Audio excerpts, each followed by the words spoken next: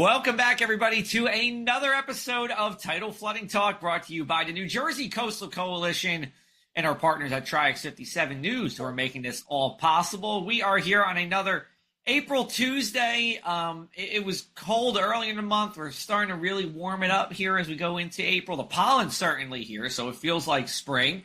And with us today, we have someone who likes spring and maybe more importantly summer, as he's a surfer himself. We're talking with David Werner. He is a science teacher at Mates High School. That is over in Manahawkin, educating students all around Ocean County. He's also an adjunct professor at Stockton University, knows a lot about the shore, teaches a lot about the shore, and we're happy to have him on today. David, thanks for coming on Tidal Flooding Talk as we chat on this Tuesday. Yeah, thanks, Joe, for having me and the whole gang. This is really exciting. I love getting invited to these types of events. It's good conversation. You know, we're in an forever changing environment, and the more people know, the better decisions that can be made, and people can make smart moves. Totally. And let's kind of start with that. I know you're fairly young, just like all of us here, but we have had a number of changes over the past couple of decades, in terms of knowing more information and what we've seen with our weather. As an educator, especially educating people who are more or less in their teens between high school and college, how has that evolved for you and what your messaging is to students from when you started up until now in 2025? Yeah, I love actually talking about that because it's all about experience. And as I become an older educator, I can use my previous experience growing up, in LBI and surfing and at the beaches and the shore and the coast. And then even every year of teaching, seeing how much change is happening so quickly. And I tell a lot of stories, and I tell my students, I'm like, guys, I know I'm dating myself a little here, but back in the day, we used to be surfing like where you're standing, and now it's a 22-foot dune. So there's a lot of stories like that because it's completely different than when I grew up on the island and along the coast. So everything has just changed so much, and there's so much to talk about. I like to use a lot of websites, a lot of historic aerial photos to kind of show that change as well, which definitely sends a good message, and it's able to physically see those changes over time. Now, do you feel like when you're teaching that coastal flooding is an important topic that you bring up, especially with, the high school students, and then as a professor at Stockton, or even when you're teaching about surfing? Is flooding a big topic for you? Absolutely. I feel like because it's becoming more prevalent and we're seeing sunny day flooding now, even on LBI, where you have a perfectly beautiful day, the storm is well offshore, you get a little increased wave height, a little higher tide than normal, and you have water in the streets. So it's definitely a great, conversation to have. And especially my students, and I have seniors now at Mates that are driving, and I say, don't drive through the floodwaters or don't drive fast through the floodwaters because there's high levels of salinity, and I think that's something that people don't understand. My daughter is a senior at Mates, her freshman and sophomore year. I helped her out driving her all over the island during these storms in the winter to collect salinity samples on all the flood zones of LBI. And she was testing salinity. And it was incredible to find all sorts of salinity values, everything from 0 to 30 parts per thousand, which, for those that don't know salinity, 30 parts per thousand is roughly the salinity of the ocean. So if you're driving through that water, at high speeds, which we see a lot of people do, it can actually destroy your engine of your car, your brakes. So it's definitely fun to teach the students about those particular issues as they start driving as well. Dave, do you think that the Coastal Coalition, one of our principles is trying to educate the youth? Adults are pretty aware. Sometimes, kids, teenagers, young adults have a lot going on. They may or may not be aware of their surroundings with everything going on in their lives and changing in their lives. Do you think they have a pretty good foundation going in, or is coastal flooding and our changing climate something that's kind of foreign to them? And how receptive are they to your teachings on the topics? Yeah, actually most of them are clueless, to tell you the truth. They don't know the concepts, especially a lot of Stockton students that come in and take my classes, they don't know much about the coastline, the beach, as simple as a sea breeze to coastal flooding, and they learn a lot. But I feel like the only ones that really have that experience are the ones who live in that environment, who live in Bayhead, who are, who live in Beach Haven, who have to experience those floodwaters and be educated in order to navigate those roads during storm events. But everyone else inland tends to not really deal with it. They're not going over during storms. They're not experiencing that. So I think it's definitely those, the majority of them don't have a foundation in terms of understanding coastal flooding overall. I don't know if this is a question or a statement. I didn't fully play this through my mind yet, but I'm wondering, you're in Ocean County, you're teaching in Ocean County, right? So you do have students who live 20 miles away from the ocean. Like, where's like that line, I guess? So here's the question. Where's like that line where students, like, they know about it and then somewhere it's just a completely foreign concept? I grew up in Union, New Jersey. There was no ocean bias. I had no idea about coastal flooding and the difference between freshwater flooding and saltwater flooding growing up. I don't know, like in terms of mileage. I mean, I think those that live along the bay side and kind of closer to the bay, like you live in Brick, you live near the Matitaconk, you live near the Toms River. I think those students have a little bit more of a foundation, a little more knowledge base of that environment, especially if they like to fish or surf or go boating. Those are the ones that tend to have that knowledge. But there are a whole group of students that even some that don't even that live in that environment that still don't know it or never just cared to learn it. And then there's those that live further away that say, wow, I don't need to know this, or it's not even something that's in their general, daily lives. So they kind of don't get that information. So that's why I feel like the education piece is so important. And I have students leave my classes, even at Stockton, that are like, this is awesome. I understand where I live now. I understand the beaches, the tides, the currents, and it gives them a good foundation of navigating the coastline. It's a good plug, too, for our web app 4.0 that we have at the Coastal Coalition, where, you sign up for free. You have to be in a member town, and we are growing a number of towns. None in Ocean County yet, unfortunately. But when we get there, and we are, you'll be able to sign up, and for free, you're going to get these automated alerts that not only tell you it's going to flood, but where to move your car, right? If you live on a beach block and your car is getting flooded, like you said, that salinity that could be as salty as the Atlantic Ocean is going to corrode your car, if not push it away. It only takes 6 inches of water to start moving a car, and really once you get to a foot, it's going to move, even SUVs and stuff like that. So, little plug for us at the Coastal Coalition, the web app 4.0. You go to our website, njcoastalcoalition.com, and you can see more about it. We're going to get into our first break here. On the other end, we're going to talk more with David Werner, and thanks for listening, everybody, so far to Tidal Flooding. Thanks to the New Jersey Coastal Coalition, your flood insurance bills are lower and your streets safer from the reality of flooding. Since beginning in 2013, we build more resilient shoreline communities. Our member towns develop and share in best practices that anticipate future concerns and create flooding solutions. From our town-specific free web app for flooding information to our weekly Tidal Flooding Talk show, we focus on flooding 24/7. Visit www.njcoastalcoalition.com for more. Hello, welcome back. You're watching Tidal Flooding Talk. We're with Dave Werner, our special guest tonight. And for this segment of the show, we're going to really be focusing on surfing, because he is also a surf instructor, and we want to talk about how that is connected with our show, Tidal Flooding Talk.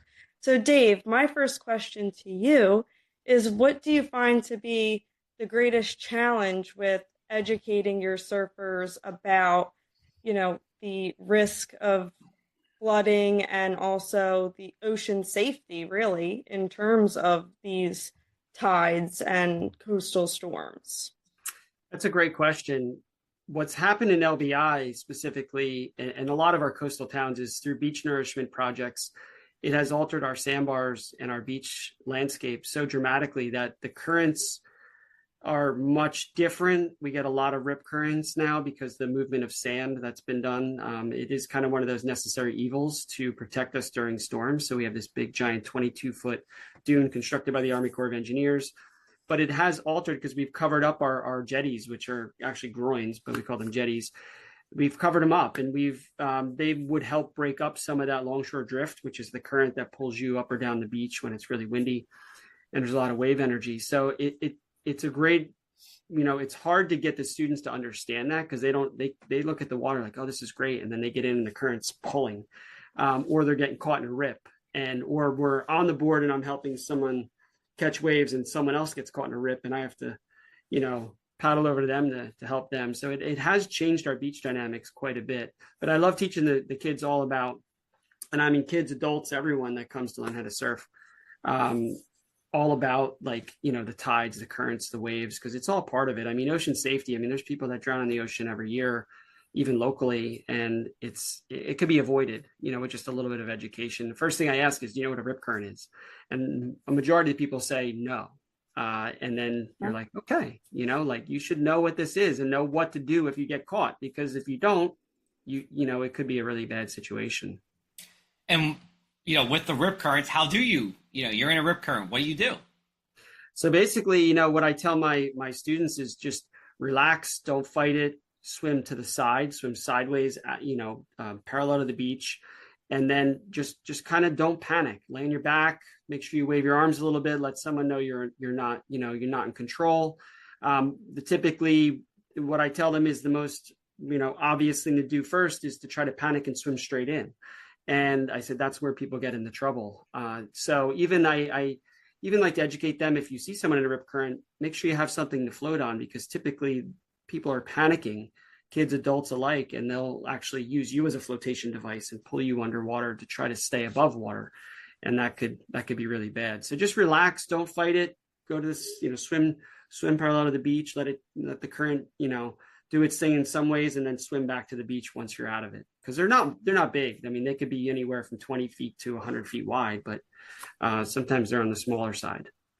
And through the opposite of what your instinct might tell you to do is what you have to do, right? Because Obviously that's very scary. So you naturally will panic, but you got to fight that urge, I guess. Yep. As of mid-April, this is according to the National Weather Service, unfortunately, 14 people have died within the United States so far this year, due to whether it's rip currents or sneaker waves, which are another kind of hazard as well. And they range in ages. I'm just looking here from age 8 that we had in California on January 19th up to someone in their 70s, and also in California on March 25th. So it really doesn't matter how old you are, and there's plenty of people in their 30s and 40s here. It doesn't matter what age you are. You're not winning against water many times. You're not winning against water. Yeah, and a lot of times it happens during the summer when we get our hurricane swells, because the storm is way offshore. It's beautiful conditions, and you get these really kind of powerful waves that people don't expect. And there's a lot of strong current with it. And sure enough, you get these sets of waves, and then it'll go calm for several minutes because it's such a long wave period. And then you'll get a set of waves come in, and then people get caught and don't realize the energy from that long period swell of the hurricane can definitely, be a lot more intimidating.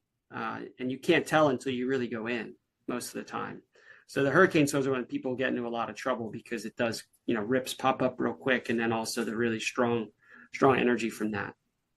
Dave, do you find that do rip currents fluctuate every year? Does it depend on tropical activity? You have beach replenishments and coastal erosion, and that can change sandbars. The shape of the Jersey Shore, you as a surfer probably know more than anyone. It was constantly changing. So are rip currents kind of like depends on the year? Is it a steady increase over the years in terms of the numbers of them you are observing? Yeah, a lot of it, it's random a lot of times, but we notice right after replenishment projects, the rip currents tend to be more frequent. And that's when there's a lot of sand shifting around trying to replace itself. Because again, we're talking about a barrier island. It's a pile of sand that's meant to migrate, and we're keeping it in place. And that's the goal of beach nourishment projects. And sure enough, that also opens up. And then with the jetties being covered up, we get a lot of movement of water and sand. So every day those could shift. I know, like up in Ship Bottom, where I have my, Werner Surf School, I'm teaching private lessons, and, there's one rip typically in Ship Bottom that's there almost every year. and it could be a big one. And you see the lifeguards, they notice that they set up on the other sides of it. But you have to be aware, because when there's a bit of a current, you can get sucked down into it and then be pulled out. So, but yeah, it's not really super predictable. You just have to be aware of what the sandbars are. And the lifeguards do an amazing job. They look at the water, they can see the sandbar set up, and they know exactly where to put that swimming section so that the swimmers aren't in danger. Awesome. Now, we've talked. Oh, I'm sorry, Joe. No, that's all right. Go, Palm. Go. We've talked on previous episodes of the show how, a lot of people going to the beach, and I'm guilty of it myself. There's, a dozen signs that you pass of warnings, what to look out for. Do you feel like there's a way that we can improve getting that information out to people so that they actually receive it rather than just walking right by these signs? That's a great question. It's almost the same as asking, do people understand the salinity levels of coastal flooding? And, I think just education, we have to find ways to reach out to them. It could be, social media, could be different ways to even just billboards coming over the island. Like, do you know what a rip current is? That could be super helpful because people are passing that coming over to the beach. I don't know if there's a way to reach everyone. I think, definitely signs help and that type of approach. But unfortunately, unless you really kind of plug it through some sort of source or social media, then it's going to be hard to reach everyone. I have to ask, and this is a little bit of a selfish question, but I saw you went surfing in Ireland last year on your Instagram handle. That's at Professor Fishhead. I'm going to Ireland in July, and I was told that you could surf in Ireland. I would just want to know, how thick of a wetsuit did you have to go to surf in Ireland? Because I think you were there in April, if what Instagram's telling me is correct. Yeah, we were there over Easter break, and it was incredible. It was more of a family trip, and I was like, let's pack wetsuits so we can rent a board and at least get one session in Ireland. It's like a bucket list thing, and there's so many waves in Ireland. It's very windy, very rugged, very stormy a lot of times. But we had about we bought our 4.3 millimeter wetsuits, which is, we wear 5 mils here in the winter. So it was a step down from that. The water was about probably 48, 50 degrees. But it was a really great experience. There's a lot of great shops over there. They really do accommodate if you want to go surf. There's great spots to hit up. I can give you some more info on that if you're interested. But it's a beautiful island, man. I'm telling you, it was incredible. I want to go back and do an actual surf trip there because there's so many great spots that get phenomenal waves. But you just got to put your time in. And again, it's not easy to get good waves because the amount of wind and storm energy. Got it. Okay. I'll definitely be telling my husband to watch this episode because then maybe I'll be going to Ireland in the near future if there's good surf. Oh, the castles and the scenery. I mean, I can't say enough about it. It's an amazing trip, and I wish we had time to go to Scotland as well while we were over there. But it's definitely one of those trips. And then in next week we're going to Paris for Easter break, and we're going to try to make it to the coast if I can, see Biarritz, and there's some great surf spots over there. It's like a family trip, but if we can get over to get in the water over there would be a bonus. So awesome. All right, well, we're going to take a brief break. We'll come right back again with Dave Werner. You are listening to Tidal Flooding Talk.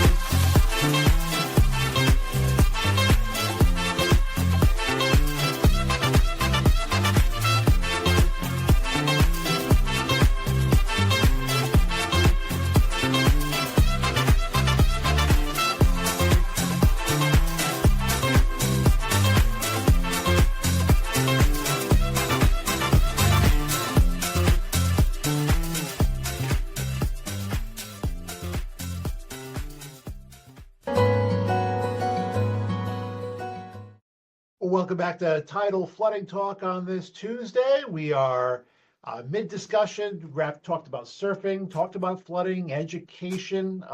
Dave, I wanted to go back to something where, as a meteorologist, I've learned so much from surfers. Surfers and fishermen have taught me so much, because they watch the weather, they watch the water, they watch the waves, the sand all the time. I wanted to ask you a two-part question. Number one, what's the as far as changes you've observed along the Jersey Shore, like on a recent basis, like on a year-to-year basis, what type of changes do you see? And then over decades, what are the biggest changes you've seen on LBI and on the Ocean County shoreline? Yeah, that's a loaded two-part question, but I'll do my best to answer it. So year to year, because of our beach nourishment projects, we're seeing a lot of movement of sand, shifting sands. Sandbars come and go. The surf is not like it was, 20 years ago. We had our jetties.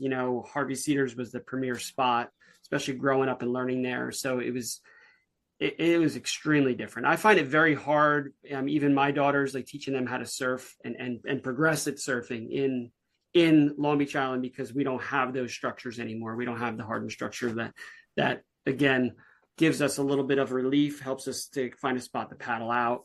You go up to Spring Lake, those areas, they have their jetties and it's the sandbars set up a bit different. So it makes it a little bit harder for that because the waves tend to break faster. They tend to break more powerful. We get a lot of really dynamic conditions, which makes it challenging for a beginner. You're asking a 12-year-old to paddle out on a 4 to 5 foot day and it's detonating on the sandbar can be really tough. So you ask any surfer and you'll tell them it's not like how it used to be, back in the day. It's like I said earlier, it's kind of one of those things. If we don't do it, we'll end up like the Outer Banks and we'll be losing homes and we won't have our barrier island to enjoy. So it's like it's a tough situation to be in. Now, have you found that any other technology has improved, or maybe that you recommend to your students, whether it's your high school students or your college students or even your surfers? Are there any resources that you recommend to them to look for when they do go, whether it's surfing or otherwise? Yeah, obviously know your limits. That's a big one. Like if you're not comfortable on a certain day or it's a little bit too big or, the water temp's a little cold, you're not prepared, just be careful because it's tricky. I mean, you can get in a really bad situation, never surf alone because, there could be the chance where especially we get some of our sandbars are so shallow, you could fall head first, hit your head. You could get hit by your board. We get injured a lot surfing. I've broken bones, gotten cut multiple times. It could be really scary. And I used to surf alone when I was, my younger days, but now I just kind of go, is this worth it? And usually there's enough people around. Surfing has grown tremendously. I've been surfing for Jetty for, 20 years now and growing with that company in Long Beach Island and locally. And the amount of surfers and how big it's gotten is incredible. It's such an amazing sport to be part of. And then obviously with the connection to the environment, right? We're coastal stewards. We want the environment to be healthy. We want to clean the beaches. We want to make sure that we have this to enjoy. So yeah, we're also very passionate about the environment. Now, has that, you were talking about surfing in other locations. Are any two coasts the same? So when you're teaching your students, do you tell them, this is how it is everywhere? Or do you give them any other, insights at that? Yeah, I mean, I always say travel, go to different places because New Jersey, we're very, we have a very linear coastline, sandy beaches, barrier island setups. When you go, even just take a drive to Rhode Island or Maine or in those areas and experience it because you have this cliff and bluff system and all this different change in coastline. So it's, anywhere you go, it's amazing. That's why I love traveling. It's just going to experience that and seeing how the waves behave differently along those coastlines. Because again, for us, we have a lot of waves that are very, very fast. We'll get a couple seconds, we're up and surfing. I mean, you can go to you can go up to Point Judith in Rhode Island and you can surf a right-hand point break, and you could surf a wave for 2 minutes on a good day. So it's a different experience. So that's a great question. David, we're gonna wrap. Oh, go ahead, Dan. Oh, you just mentioned Point Judith, a small world. I grew up in Rhode Island and spent so many summers in Narragansett on the Point Judith beach, and yeah, that was kind of my first introduction to surfing. Not that I'm a huge surfer, but watch the surfers, learn some stuff from them, and it is much different than the Jersey Shore. Absolutely. Yeah, my coldest session ever was in 2004. We went up, me and my buddy Brian Cohen went up to Rhode Island for a big nor'easter swell. And the water was about 29 degrees, wow. Ice chunks in the water, and it was so cold. That's when you put the hood on and that. What's that stuff you put on your face for the? Put some Vaseline on your face. Yeah, is it just Vaseline? Okay. Yeah. Awesome. Well, David, hey, listen, we really appreciate you coming on. This was cool. We talked about education, talked about surfing. It was all good here. Before we wrap up, we do this every week. What is the one thing you can't stop talking about, tidal flooding or otherwise? Whew, that's a good one. I mean, I'm always talking about the coastline and changes. I think lately I've been talking a lot about just this upcoming season, fishing. Getting the boat ready and just trying to prepare for that, because we had such a great run of bluefin tuna that came through our coastal waters, even pretty close in the fall and the summer and the fall. So we're looking at, that anxious moments of waiting for this weather to break and then finally getting out and, getting out on the water. Awesome. All right. Good stuff. Palma, you're next. Okay. Well, flooding wise, we're approaching seasonal rental season, and, I work in the construction office, Dave. I don't know if I filled you in on that, but we also get a lot of people renting out their homes in the summer. And so we really want to try to educate those people about what it is like visiting our beautiful coastline here and what they should be prepared for as well. And not flooding related, we got the end of the hockey season coming up, and Flyers did not make the playoffs, but I have hope for next year. I think they're going to do great. Are you a Bruins fan, Dan? I am. I'm a fair weather fan, so Sox and Pats all the way. Bruins, Celtics. I watch the playoffs if they're in the playoffs. But yeah. Okay. Gotcha. Okay. Is that your one thing you're talking about? My one thing, usually the thing I can't stop talking about is weather. We're in a bad stretch, at least the first half of April, where the weekends have been lousy. I got so much yard work to do. I'm just putting in a plug. We're going to fix this bad weekend stretch as we hit the big spring and summer season, hopefully right the ship.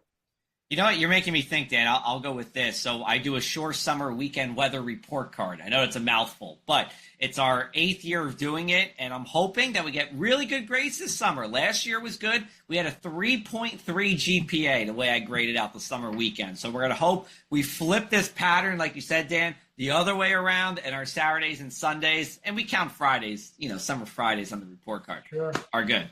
And right. No upwelling this summer, please. Oh yeah, well we could do a whole other episode on that. We had immense amount of upwelling last year, and that kept the coast cold, as you know, David. I suffered. Werner Surf School was hurting last summer because we had so much cold. I wasn't going in. I'm like, I'm not bringing kids in. No way. Yeah. It was crazy. Yeah, I know. It wasn't good there. All right. Well, David, thank you again so much for being on. We really appreciate it. You can check him out on Instagram, Werner Surf School, right? On Instagram. That's where you can find you. Yep. And we'll be back next Tuesday with a new episode of Tidal Flooding Talk, brought to you by the New Jersey Coastal Coalition, powered by Tri-X 57.